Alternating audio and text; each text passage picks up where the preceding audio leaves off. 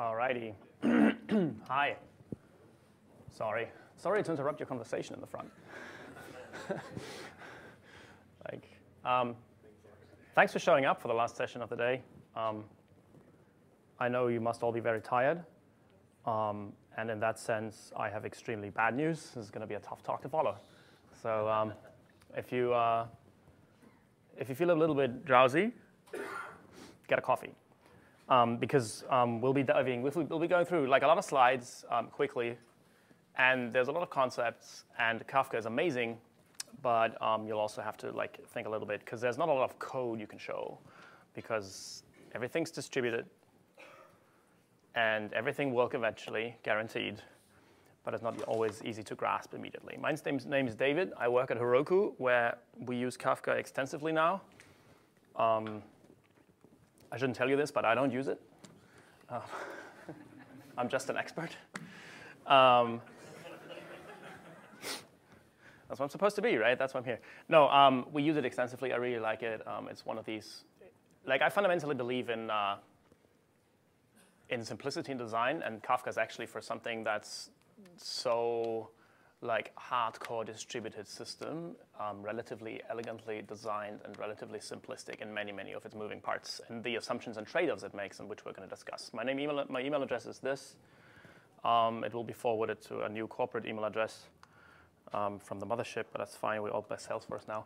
Anyway, this is my Twitter nickname. If you want to, before you fall asleep, send off a rant about how tiring this all is. Kafka was invented by LinkedIn.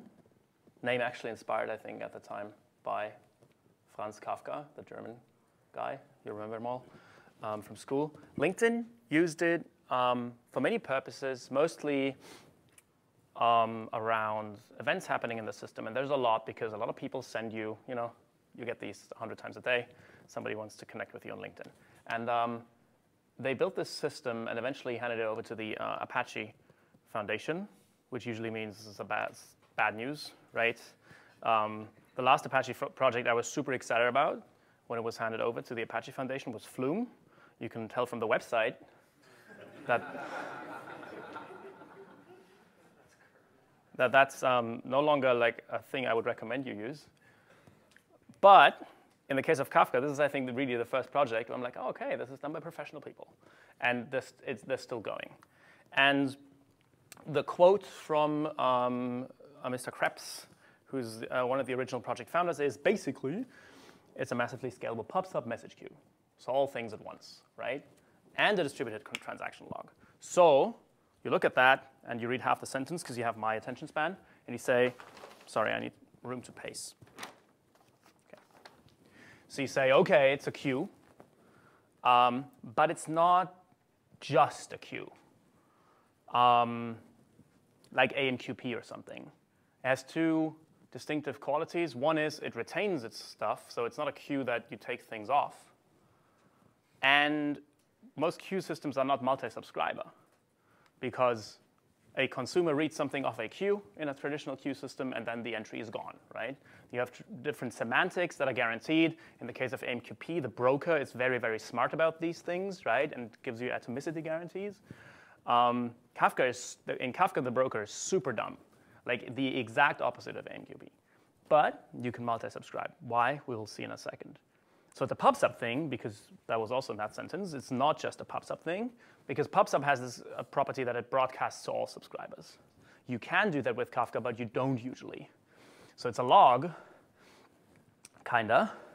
Not that kind of log, but it's a so-called write-ahead log, which who's heard of a write-ahead log, or thinks they have used one, maybe inadvertently?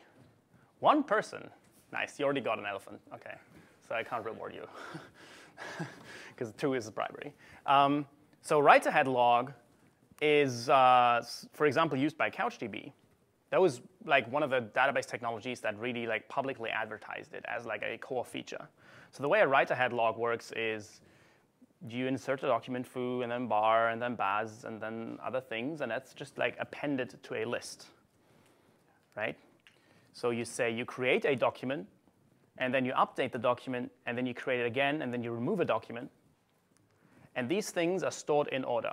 And the final state of it means that's the current state of the database. If that makes more sense now, then maybe you remember you once read an article about event sourcing, which is exactly the same thing, kinda, right? So the reason why this is great is because it is impossible to corrupt the database. Like, famously, MySQL storage engine, MyISAM, does in-place writes. And then, if you happen to pull the code from the server, the power code, at the exact wrong moment, you end up with a corrupted database state. This has, for a long time, been like one of the distinguishing features of, for example, Postgres, where you can never corrupt the database. Like, if in the middle of a write to disk, the server fails, the disk, if the disk fails, you're screwed. But you have a backup, right? You have backups, right? You have backups. But if the power fails, okay, then you just rewind to the last header, discard the rest, and you can always restore state. That's why Postgres needs a lot of like these vacuum, the compaction operation, which can degrade performance, but it's necessary because what it does is it batches up the operations it has in the log into a final state that's atomic. But another good thing about this append-only nature of a log is that you end up having a lot of sequential I/O. SSDs are cheap, right? But hard drives are still cheaper, and even SSDs benefit from sequential writing. So you can get a lot of performance. And the assumption behind all this is every message will eventually be read. So it's in a log, but you read in some sort of a sequence. There is no random access. You can't randomly access a message in Kafka. You can say, seek me to a point in history, essentially, and play from there, which means there's a bunch of really cool things you can do with it, and we're going to talk about those. But it's all modeled around sequentially doing things to the point where it really uses like low-level file system operations internally. It's all written in Java. So like when it writes data out, it uses file channel transfer to, which on suitable machines will shovel data straight from network interface to storage, and it doesn't even go through the RAM, right? Like with DNA.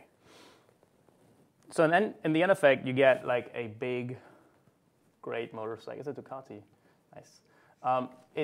You get a fast system that can do, I mean, you need a bunch of nodes, right? But it is possible to do millions, hundreds of millions, maybe trillions of messages, not per second, maybe per minute, whatever.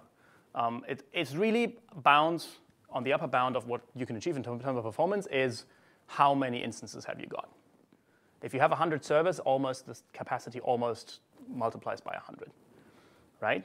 So generally, like why logs are great and stuff, there's a really good article on the LinkedIn engineering blog. I'll upload these slides later. You don't have to type it now or photograph it. I should have QR codes, really. But yeah, so that explains why logs are great. And in order to access a log, a stream of messages in Kafka, you need to think in terms of topics, which is really just a lightweight thing. Think of it like a database table that has just one column, which is like a thing, and things happen eventually. So the topic is your stream of records, right? And it works like this. You have a first message, and then a second, and then a third, and you get the idea, right? So eventually, that's going to be the state. And then a new message comes in. So the log gets longer. And a so-called producer, or multiple producers, write to a log. And the first guarantee here is it's always going to be in the order, right? Like somebody who comes and reads it will read it guaranteed in the order that you wrote it in. So that's great. And then a consumer can read it, and it doesn't have to keep up with the producer. It can fall behind, which is also like in itself a really great feature. But you can have more than one subscriber. So the producer writes, and then you have two consumers reading from it. And the cool thing is you don't have to know about these in advance, right? And they can fall behind at different intervals. And the only overhead is basically the offset position that Kafka stores for you. It used to be actually in really old versions of Kafka that you would store the position you're at locally in whatever code, like you have one machine that reads from like a stream of events, and you would maybe on disk or something remember, oh, was it offset 700 billion, right? And now you can store it centralized in Kafka, which is great because then other consumers can catch up with it. So that's useful. which means if you have a stream of data and somebody else wants to read from it, nobody has to do any work. All that one person has to do, that one engineer, is write some code that connects to that topic and also reads. And it's just a different consumer, it has a different ID, so it keeps a separate offset for it.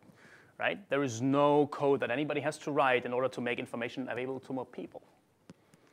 And then you can partition these things, because right now you have one consumer and you want to read in order, right? But let's say your topic is user login events, right? You could partition them by some sort of key, let's say the user ID, because that makes sense in that case. And then you get different partitions. And within a partition, you're again guaranteed that everything is in order that you wrote it in, right? So at the time of writing, you choose the partitioning key. And then the consumers, if you have 100 consumers, Kafka will balance them across 100 instances, if you have them, for 100 partitions. And the point of partitions is that they let you scale storage, because now you can have 4 machines with disk storage that each store 25% of your data, roughly. But you can also then now hook up 4 times the number of consumers, right? Which means you have a lot of arrows pointing left and right, and I was not able with my poor art skills to not copy that from the website.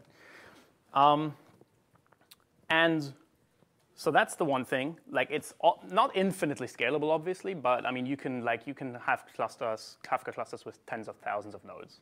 It's not a problem. So you basically never run out of space. You just add nodes. And the other thing is, remember you can fall behind. So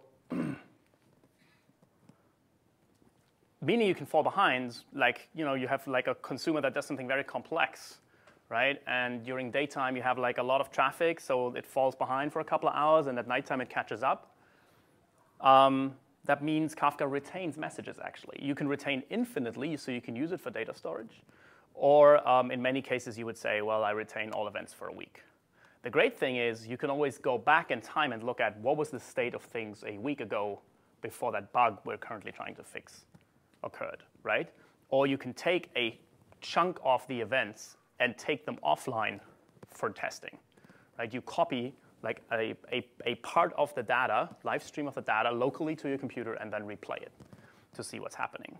And at the same time, you can also just upload a bunch of events up into Kafka to run a test, right? So in order to produce a message, producers write messages. They have obviously like certain timestamps and stuff that can't be, they're not guaranteed, distributed clocks across several instances. But ultimately, like, the only thing you care about is it's a byte array. So it could be a string of text, like a log line from Apache. You could just like put it in there. But usually people use JSON, maybe XML. Then there's specialized protocols, protobufers, Avro, Thrift, that are able to encode a message, and then the client knows how to decode that message. But it's a byte array, so you could store image files, right? GIFs or JPEGs or something. People do that sometimes to like shovel files from A to B. It's not really what it's made for, because it scales with like a lot of like small, because it's sequential, right? Like you benefit really a lot from the messages are small, but it's so many and they are sequentially that you get like huge performance out of it. But yeah, so it's a byte array, and it's that byte array also, as like in addition to that, as metadata, you have a partition key. So you can either let Kafka choose it, which means usually it looks at the whole message and hashes it, or you give it a key, which in many cases you need to do. Like, let's say you want to log the user events, and you want to make sure that this stuff is future-proof, right? So you want to make sure that you have 100 partitions, for example. Your user IDs always go in the correct bucket. So when you send a message to Kafka, you tell it, here's my message, some JSON thing that the user logged in, user ID, what was the timestamp, email address, remote IP and stuff, and that's the user ID. And now you can build a consumer that says, give me all the users and when they logged in. And then you can build a detection system to see whether people are having their accounts hacked. How? We're going to look at the moment. First, we produce a message. So in PHP, obviously, you have 3 ways. You say you let Kafka choose a partition, or you use the hashing based on an explicit partition key. In this case, that's the user ID, right? Or you can say, always send it to partition 1, send it to partition 99. Obviously, that's not usually logic you want to have embedded in that producer code, but you could do it. So in this case, what it does is the call returns almost immediately, which is great, because like it uses librd Kafka, which then in the background sends stuff, unless you want to block on the right. So this is very fast. Your web application sends something into Kafka super quickly. It's there. And then later, to do analysis, some other code can worry about it, right? And you can throw a couple of megabytes, gigabytes, whatever per second. It's a matter of cluster size at Kafka like this. And it'll just store it away, and later you can consume it, or you can consume it immediately. Right? So in many scenarios, the amount of traffic that you throw at it in terms of events grows and outgrows your consumer capacity, and then you adjust to consumer capacity, and this wave of, like, you auto-scale it somehow. Because you always know how long a queue is, how many messages are there, what's the average offset of all the consumers. So people have built like some sort of an auto-scaling logic that brings up more consumer instances if necessary. So we have written some stuff. That's in PHP. That's the prime example, right? You would usually not consume that much with PHP simply because, like, performance considerations and stuff. If you write these things in Java, there's cool Scala toolkits and stuff. It makes more sense. But from Java, from Node, from PHP, from Ruby, you want to produce so many events. Anything that happens in your application that you think somebody may need this at some point in the future, you just throw in there, right? And if it doesn't get read, eventually Kafka discards it because you told Kafka, store everything for 7 days, and then it falls down the back, and it's gone forever, right? So a consumer, I mentioned this earlier, they're cheap. The only overhead you add for a new consumer, which like has just an ID string basically, is that it has to store the offset for that consumer in addition. And the consumer is guaranteed, you saw this earlier, the log per partition, it's always message 1, then 2, then 3, then 4, then 5, is guaranteed to always get the same message, the same set of messages in the same order. And obviously there's nothing stopping you from, in your consumer code, to produce again a new message. For example, when your consumer logic that detects, oh, a user logged in, 1 minute later, the same user logged in from a different IP, I'm going to log this as an event that there is a hacking attempt or something, right? Like password stolen. Maybe you don't do something immediately. You write to a different password stolen whatever topic that user ID has been stolen. And then you have a consumer that reacts to this. So nothing ever, like, you just add to it, you build chains of things, right? Yeah, like a series of tubes.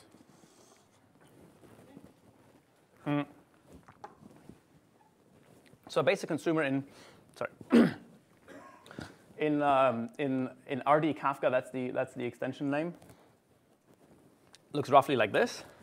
So you say, all right, let's commit the offsets that I have automatically. In this case, every 100 milliseconds, it tells Kafka, this is how far this thing has read, which means it could get out of sync. So you would get some messages again. We'll get to that in a second. And then, while true, you consume things, right? This is like just a shell thing. It runs on one machine. But if you have a topic with 8 partitions, you would run this 8 times. For the topic test, you get messages. And in this case, you consume the message, and you do something with it. And then the next one comes around. And that do something could, maybe if it takes a minute, it doesn't matter, right? Like hopefully you have enough instances that eventually you catch up. You don't want to fall behind Kafka. But if there's suddenly a spike of 10 million messages, that stuff does not crash, right? So that's cool. So in this case, with the auto-committing here, every 100 milliseconds, we will update the state on the broker side. But sometimes you want certain guarantees. Sometimes you say, that event I only want to react to at most once, because doing it twice would be catastrophic, and I would rather not do it at all than do it twice. So you say, don't auto-commit. And then you say, while we're fetching the messages, if I consume a message, I first tell Kafka I'm done with this, and then I perform the operation. Some sort of thing in a database that's not idempotent, for example, right? So a good example, like we have like an event bus that's built on Kafka at Heroku, and when you scale instances up and down, we need to create an event for billing for that, right? So when you scale up, we want to scale up first and then create the billing event. Because if we create the billing event first and the scaling up fails, then the customers get angry. So we'd rather do it the other way around. Whereas when you scale down, we would rather first record the fact that, all right, we've scaled down, and then actually attempt the scaling down, right? So the inverse is at least once delivery, where you do the opposite. You again say you don't want auto-commits enabled, and then in your loop, you do your database transaction, for example, first, and then you tell Kafka, all right, I've done that, right? Because in this case, it's really, really important to you that you have finished the operation, and if that operation, then transaction fails, you want to try again. And the important thing to remember is that this do something thing, which is a database transaction, it could fail. But what if it succeeds and then PHP crashes in here, right? Or the network connection to like the broker goes down, or like the split in the data center or something. That's a problem. That's actually, this could happen again, right? So then you would get the same message again, and you would run do something again, so that message, that thing must be idempotent. But clearly what you want is you want exactly once delivery. You can't have exactly once delivery. So this is called the two generals problem. Anybody ever heard of the two generals problem, the Byzantine generals? So the Byzantine generals problem is it's like this old thought experiment where essentially how do you deal with a situation where you have 5 generals and they need to agree on a time to attack the enemy, but they all have to attack together. And the catch is that one of them is a traitor, and maybe will either tell other people something he won't do, or he will not do what other people tell him, and it's all really confusing. So the simplified version of this is the two generals problem, which was one of the first types of these problems that were formally proven in computer science.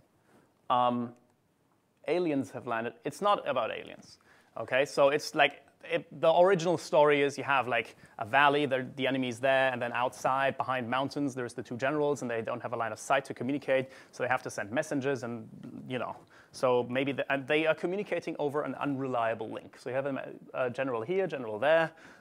Clearly, the aliens can be defeated. I don't know how, they just flew in, but we can do it. But only the two together, right? Humankind is doomed if they don't manage to coordinate their attack plans. And because they have sophisticated technology with radio things, we need like a messenger on a horse, okay? So he's like, hey, he's ready, and he wants to attack with the other general if he is also ready. So he says, let's attack tomorrow at 0700, okay? And he writes over, that general agrees, his troops are ready, everything's great, they are confident, the alien is toast. So he tells the messenger, sure man, return, and tell him I will attack at 0700, and then he writes back, but unfortunately, the aliens have lasers, so death. Now the problem is, what does this guy know? He never heard back from him. So he's not going to attack, right? Because he assumes, oh, he's not ready. He's been defeated. What do I do? Everyone's crying. They're drinking the last whiskey they have. This guy, in the meantime, is like, fuck yeah, we're going to attack at 0700. Because he doesn't know that the messenger never made it back, right? So you can say, oh, right. So then this guy has to send another messenger back saying, I got your message. But it doesn't matter how many times you play this. In the end, there's always the last time you did it. The other person has to assume the acknowledgement didn't make it through, and then you always, you can't have guaranteed agreement on this, right? That's the two generals problem. Kafka actually does have, as of recently, exactly once delivery. But it means more like effectively once delivery, and it depends on what you're doing and how you are framing the problem. So Kafka has this streaming API, which is basically you write Java code where you consume something, do some transformation, and produce something again, right? In one program, instead of having to write separate producers and consumer code and stuff. It's like a set of convenient APIs to make this happen.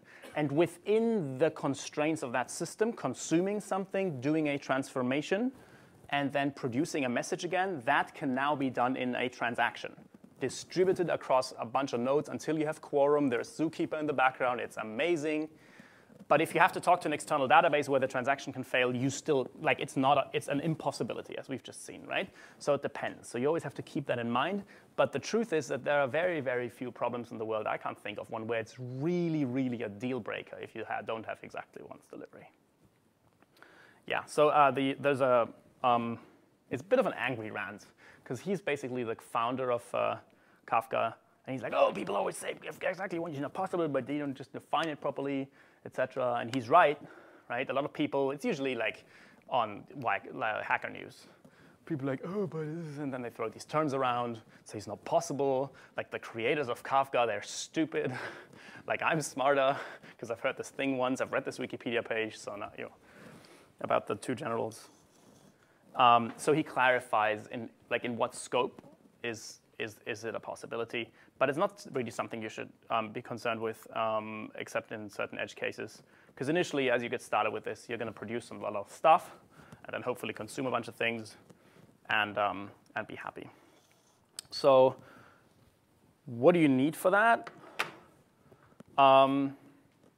There's a Quickstart guide that's no longer catastrophically complex, because it used to be that Kafka changed to, oh, you need Zookeeper, otherwise the whole thing doesn't work, and getting Zookeeper running locally was a nightmare. But now you have like 85 shell scripts that you just run in order, and hopefully it works.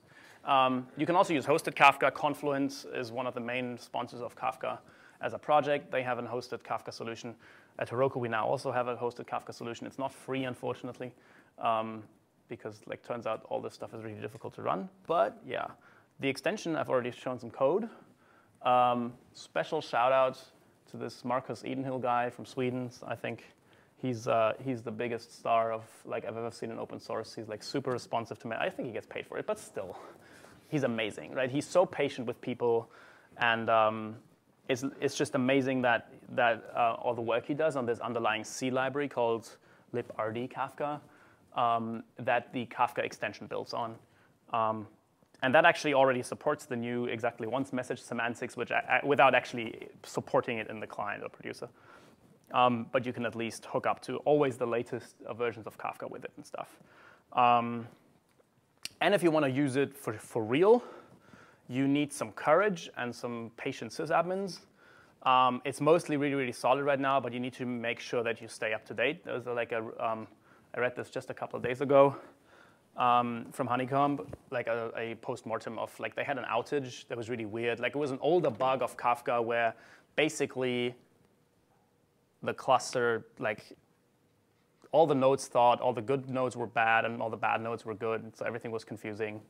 And it took them quite a while to figure out, and they found eventually on Jira a bug that's still unresolved, but they updated to a new version that fixed it. So in general, because a lot of people are now on older versions, a lot of the reports you see online and blog posts about experience and stuff, you still use version 0.8 or something, because it used to be in older versions super difficult to upgrade to new release of Kafka, because it was really a moving target and difficult to upgrade. But most of these things are done now. So version 0.11 is really, really far ahead, and I think they're going to be at 1.0 pretty soon. So the question remains, what do you do with that all, right? So I guess you've understood. It's very simple, super simple. It's just a list of things, and you react to it, right? But what can you do with it? So the first thing is that everyone's doing it right now. It's kind of like Docker. But yeah, LinkedIn, Yahoo, Twitter. Not that Yahoo is still. Anybody from Yahoo here? No. I mean, what are they called now? Something else. Anyway, but they're using it. Spotify, and it's they have all these different use cases, right? In Uber, they have all the events of rides flowing in and out. You can already imagine what they do. Goldman Sachs does something with money, I suppose. PayPal, PayPal can use it as a transaction ledger. Anytime money goes in and money goes out, it's guaranteed to be in order. You can always compute what's your current account credit and stuff. Airbnb. So most of these use it for messaging, but some of them have really built their whole architecture around this. In particular, LinkedIn uses it to synchronize data centers and stuff. They have invented that thing, so they are fully committed. But for some of these, Square, PayPal, etc., where you actually want exactly these guaranteed can never fail, always available, can't have split brains, things are always great, sort of like semantics of Kafka are really, really perfect. So we're hosting it at Heroku, which obviously means we need to show people what you can do with it, which means we build great demos that are totally relevant for real-life use cases where we ingest a Twitter fire hose and do something funny with it. It's actually, again, a very contrived example, because this is not something you build your business on. But the good thing is that it has a bunch of moving parts. And with these moving parts, you can, that means comes a lot of code, and you can look at the code. So check out that GitHub repo just to get an idea of what do the consumers look like, what do the producers look like, how much heavy lifting is actually required for you to build something like this. Messaging clearly is an example, because there's a message queue pops up, whatever, right? So you can build a messaging system on top of it if you want to. Any sort of messaging exchange. I'll talk about that at the end. User activity tracking is a great example. So anytime a user clicks something, you write that with the user key ID as the key into a topic or several topics. And then you have a consumer, right? Remember, the consumer reads in a while loop. So what you can do in the consumer is, anytime you see, for example, a login event, you put that in an array, that timestamp. And then when you see a logout event, you find the login event time in the array. You subtract, you get a number of seconds, and then you produce that as an event. And then you have an analytics thing that gets all the user seconds spent as logged in and writes it to a database, and then whatever, right? Like all these things like you can do. You heard yesterday, I think, a talk about Hadoop. Some of you, maybe. Hadoop and PHP, right? It's kind of the same principle. Where in the reducer, you just read in a loop and you remember certain things. Like it could be that you need a lot of memory to like keep all these things in mind for the same key until you end up being able to do something with it. So yeah, user activity tracking. Runtime metrics recording, any sort of like, oh no, what's the current CPU usage? Like we use it for that, for example, to show you metrics, right? So like what's your load, what's your like listen backlog length or whatever for the web server. Log aggregation, these are like the classic use cases. We're like, okay, I have 700,000 web servers and I need a centralized log for them. IoT is perfect. If you have millions of little clients that all need to send a message, some event, something has happened in the system, I have clicked a button in the iOS app, and you want to record that, right? Without overloading a system, you can do that. Synchronization between data centers is something LinkedIn does. Event sourcing, anybody do event sourcing? CQRS, nobody? Oh, one, nice. That was, I thought you would be prouder. You'd be like, here, and jumping. But oh, look, for event sourcing, you get an elephant. It means he's a brave man. Yeah, so event sourcing is like, that's this principle, right, that you build. You don't like have a database of like the current state and you advance that, but instead you have a log of what happened. So example, you have an online shop, you have a product, and that's an event, product gets created. Then you get a shipment of 50 of these products, and you say add 50 to inventory. Then you sell 7, well, you sell 1, and then 1, and then 1. So you have 7 events that say subtract 1, subtract 1, subtract 1. So if anything ever crashes, you can just replay that log. If in the future you want to know how quickly has your inventory fluctuated, you can calculate that. If you just have a database table with products and inventory and you change the count, then in a year from now, you will never know how quickly the counts have changed because you don't have that logged, right? So that's something that event sourcing lets you do. And closely related to event sourcing is CQRS, Command Query Responsibility Segregation, where basically you have one component that does things, that puts commands onto this queue. You say delete user or something, right? And then you have a second component that represents that data, which means usually it takes the log and it writes the state that results from it to a database. So in that case, to the product event source list that says add inventory, remove inventory, you just have a component that basically turns that into an SQL query and says update inventories +1, -1, right? And then everything's great, and you can always replay things and stuff like this. Maybe you want to build your own Postgres couch to be whatever. So you need some sort of super durable, can't ever fail write-ahead log, distributed and everything. Use it for that, right? Like it's a very low-level case. Billing, I've already said. Any event that your user does, if you want to do like billing like AWS does, or like we do at Heroku, where if you use something for 7 seconds, you pay for it for 7 seconds, you need to record every single activity so that in the end you can like calculate, oh, rebates and like whatever discounts, all these things, right? And then if you've built your IoT application or something, let's say the Super Bowl app, right? And then halftime show, everybody gets their phone out and clicks play on this video. And you have a CDN, so that's great. The video works, but you want to log that people watch that video for like the ads or something, right? Now you have, I don't know how many 100 millions of people clicking play, and you have a couple 100 million messages flowing into your system. Means usually server crashes. In this case, it's just like a very long log, and it's going to take you 2 days to work through that with your consumers, right? But you have this shock absorber system. It means really highly decoupled systems. It's like traffic can't take your site down anymore, which is, I think, in general, really, really great. You can use it for permanent storage if you want, so you can tell Kafka, store this indefinitely. Just remember, it's a log, so any change you record is retained forever, which means you have pretty much at least linearly with time storage requirements, assuming your messages stay roughly the same. But the good news is that theoretically, I mean, this is scalable to hundreds of thousands of nodes, right? So you can just keep throwing storage at it and hope that your data doesn't grow faster than its ability to handle more nodes because they keep making the software better. And in PHP, I've already mentioned this. I don't think, like it's fine for prototyping. I think it's the same rule as for Hadoop, right? It's great like to write mappers and reducers in PHP, but ultimately you're going to do it in C or in Java or something. That's has a bit higher performance, and the same goes for PHP. Producing messages from your application backends, totally fine. Do that a lot. And then if you want to prototype, what does this consuming look like? You can do that, and eventually you just hire somebody who does it for you in Scala. One thing that I should also note is that like a lot of the consumer features, in particular this whole streaming API thing, is basically a Java library, right? A collection of helpers that help you to make this whole thing a lot more pleasant if you just like do things like, for example, the user login detection, that sample use case. It's just a lot easier to do with all that tooling added. But it doesn't matter what language you use ultimately, right? So if you have a bunch of PHP and a bunch of Python applications producing things, you don't have to worry about, other than that they all interpret the JSON stuff the same.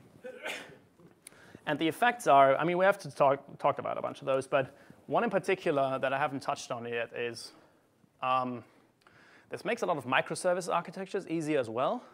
Because like in microservices, like in particular around orchestration, service discovery and stuff, you often have a bunch of challenges. How does the one service even know how to talk to the other service just to get an event about like some sort of user having done something? And the service A needs to be up before service B can be brought up and stuff. And in this case, if they all just like react to messages, right? You remove a lot of these interdependencies that make orchestration and operations difficult. Stability, we talked about this whole shock absorber concept. Nothing can overload your system. Event sourcing, worth an elephant. And then, but ultimately, it's like this cultural change. Because right now, when you have like a database system, and then another team wants something new, so you need to add a field, and then you need to start recording this, and you don't have historical data available, and it's a burden on the engineering teams to coordinate all these things. And if you just have a log of events, and anybody in your organization with access to the Kafka cluster can just say, I'm also subscribing to the same feed of events. And I don't have to tell anybody about it, right? I mean, you have authentication in place, hopefully, please. But you can just say, all right, 100 engineers, each of them can just hook up to that event stream and do something with it. New topics are cheap. Consumers are cheap. Well, new topics are not cheap, but cheap enough. But in particular, consumers are cheap. People can just build these pipelines, right? And like suddenly you have new ideas. You're like, oh, we have this historical data available, so we can do something new with it. And whatever you end up building produces events into Kafka again that somebody else can use and stuff, right? So I think that's really, really cool. That's the end. Thank you for listening.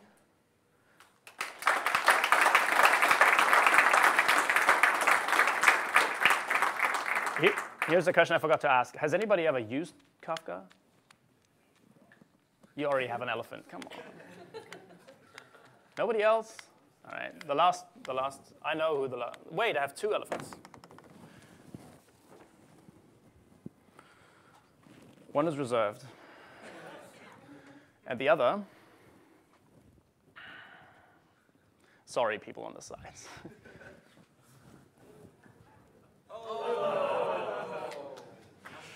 All right, thank you. For a week or something like that, can you maintain that at a topic level? Yes, per topic, you say retention time-based or storage-based. So you could say, like, eventually, if it outgrows a certain size quota, you want messages to be dropped. If you set both to 0, you just have to make sure that your cluster has enough disk capacity, right? And eventually, you start having the problem like, oh, a bunch of platters in one machine will eventually exhaust the network interface on that machine. So then you have to start adding more partitions to the topic. And obviously, that can have rebalancing implications because you hash by ID, right? And suddenly, if you double the number of partitions. But you can just reload the whole thing, run it through once again. And that's typically how you migrate to more partitions. So it's possible, yeah. But yeah, thanks for that. Yeah, that configuration, but that's the only 2 things I think you really define on a per topic level. That's the configuration you can give it, yeah. Anything else? Sorry, I thought we were out of time, and that's why I was like, ugh, I don't want to be. Yeah? Back here? And what are the examples of while true topic consuming? What's the transport that's happening there? Is it a long pole? It has some sort of socket connection. Actually, the librd Kafka underneath does a lot of threaded magic and communicates for you. But ultimately, what it says is it just fetches items. It fetches the next item over the network connection. It's like a socket connection and some sort of custom binary protocol, right? So it fetches you the next entry. But unless you have the auto commit enabled every per time, or you say commit manually, right? Acknowledge that, then it won't write back. And so it used to be that you had to keep track of the offset locally, manually, somehow magically. So the people who wrote the Scala libraries for Kafka, they had this idea saying, hey, we have Zookeeper already, and Zookeeper can store things and is reliable for distributed systems, so let's store it in Zookeeper. But now, as of many versions ago, Kafka has this ability natively that the broker stores and reliable, it commits it across multiple instances, commits the offset per consumer.